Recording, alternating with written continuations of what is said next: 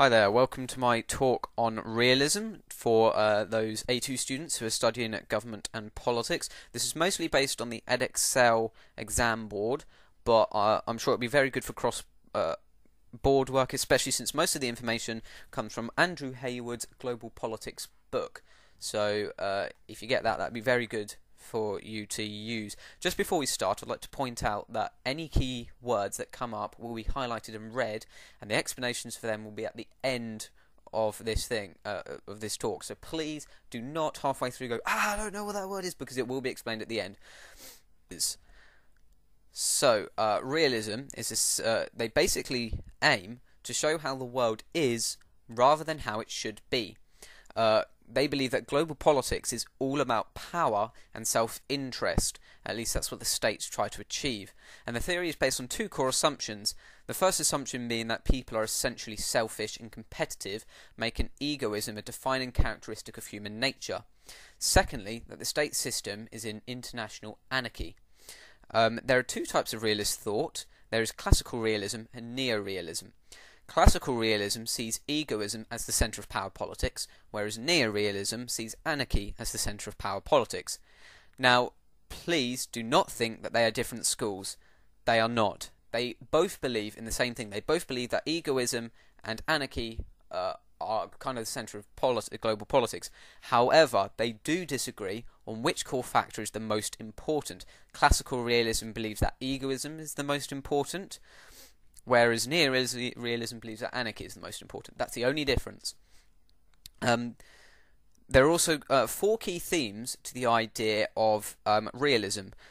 The idea of state egoism, the idea of state national interest, the idea of international anarchy, and the idea of balance of power. Today, in this talk, I'll only be looking at state egoism and international anarchy, because state national interest and the balance of power kind of come into all of them, especially international anarchy.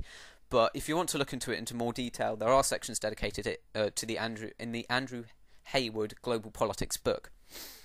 So, first on to state egoism. This is the core belief, or the most important factor for classical realism.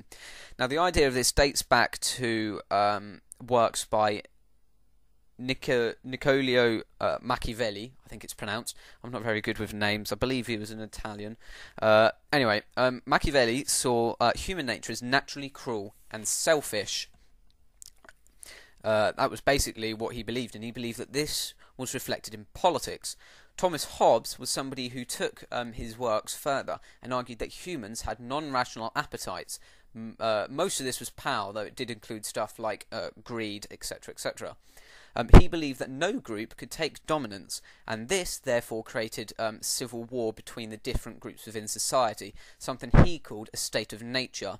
And this can only be solved, this civil war and tension between groups, by establishing an unquestionable power. To him, this was the state, because he was focusing on the individual. Now, realists have adopted this view mostly on the individual human nature, and they've made 3 points on how this affects the international system.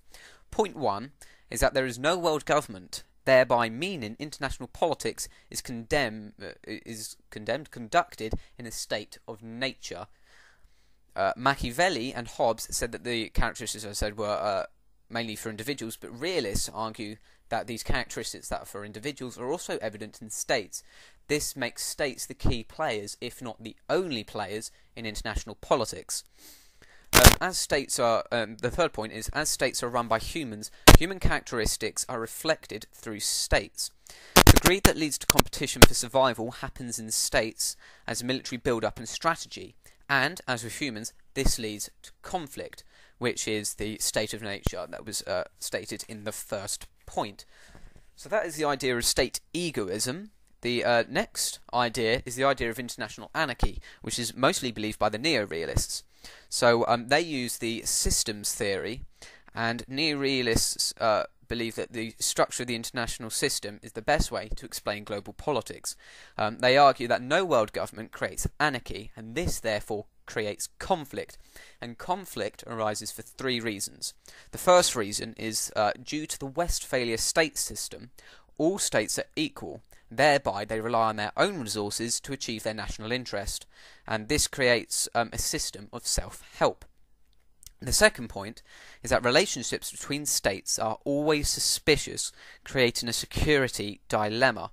Although self-help forces states to build up their resources for their own benefit, this creates suspicion in other states that could be at the receiving end of the build-up. And point 3 is that due to state egoism and no government to control this egoism, states always want to improve their position relative to the other states. Basically the idea of a power hierarchy, which will be looked at in the power system. And this idea is known as relative gains. Now this is essentially the idea of realism in as simple as I could really make it. If you're going to remember anything from this, you need to remember that basically they believe that the international state system is basically built up with states being selfish and therefore wanting to get their own national interest in gains, and that also that international anarchy just creates conflict. And the two people who believe in that are the classic realists and the neo-realists. If you remember anything, I hope you remember that. As I said, there is far more information in the Andrew Hayward Global Politics book, so if you want to find information, please go to that. Or if you want, feel free to add some questions into the comments box, and I'll do my best to answer them. But I am only an A2 student. I'm not a teacher in this at all. This is mainly a revision tool for me and for other people. So don't be surprised if I can't answer all of your questions. But thank you for listening, and I hope it's been a great help.